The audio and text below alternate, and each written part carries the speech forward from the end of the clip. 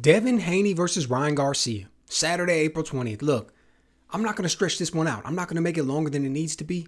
You want to hear about the prediction? We know exactly what's going to happen. Devin Haney's going to win this fight. Devin Haney's going to win this fight. He's going to win it easily. He's going to look good when he does it.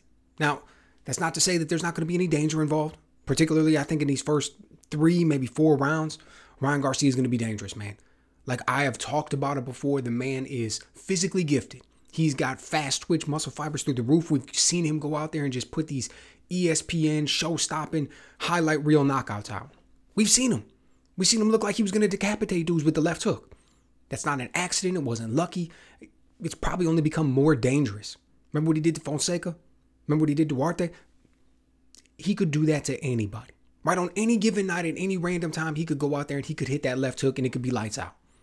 Now, I don't know if he's going to carry that power all the way until deep into the 11th round, if that's where it goes.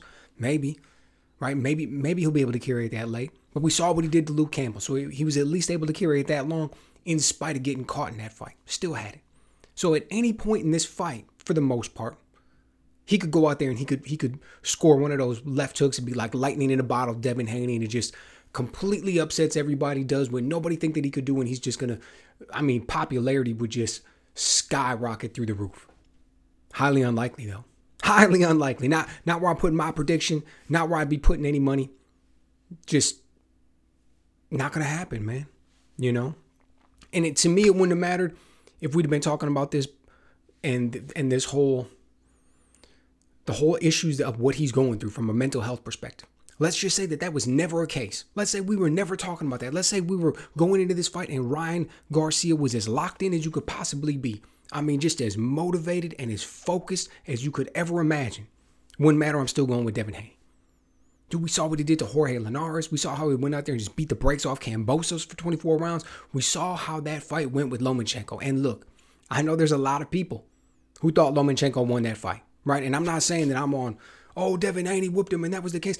If I remember correctly, I think Loma might have won it too. I don't even remember how I scored at the time, but the fight was that close. Nevertheless, even if you gave the fight to Loma, I think you have to admit Devin Haney fought a really good fight against an incredibly talented fighter.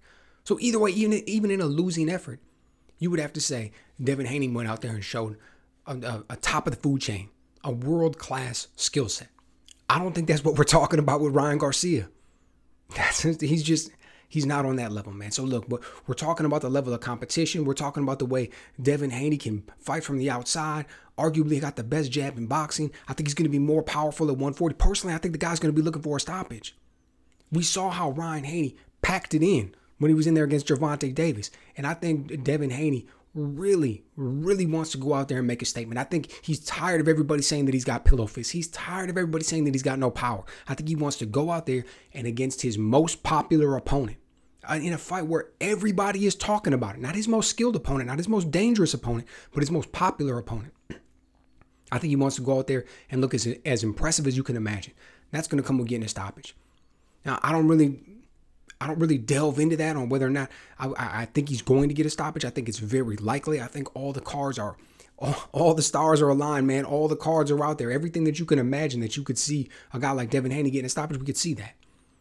Beat the brakes off him from the outside, dominate with the jab, start coming in behind a 1-2, and then finish it in maybe the 8th or 9th round. After Ryan Garcia has already been broken just physically and mentally throughout the course of the fight. Yeah, that seemed very likely. Could also see him getting a decision. Nevertheless, I think we see Devin Haney pretty much dominate this one. Ryan Garcia will be dangerous early. You know, he will show flashes of some things, but remember when he caught that knockdown in the second round against Gervonta Davis and people asked him, why were you pushing? Why'd you seem like you just all of a sudden started getting overly aggressive out of nowhere in that fight? The man said he got bored. The middle of the biggest fight of his career, the man said he got bored, made bad decisions, ended up getting caught with that nasty left hand from Gervonta. So it'll be interesting to see how he handles this one, man.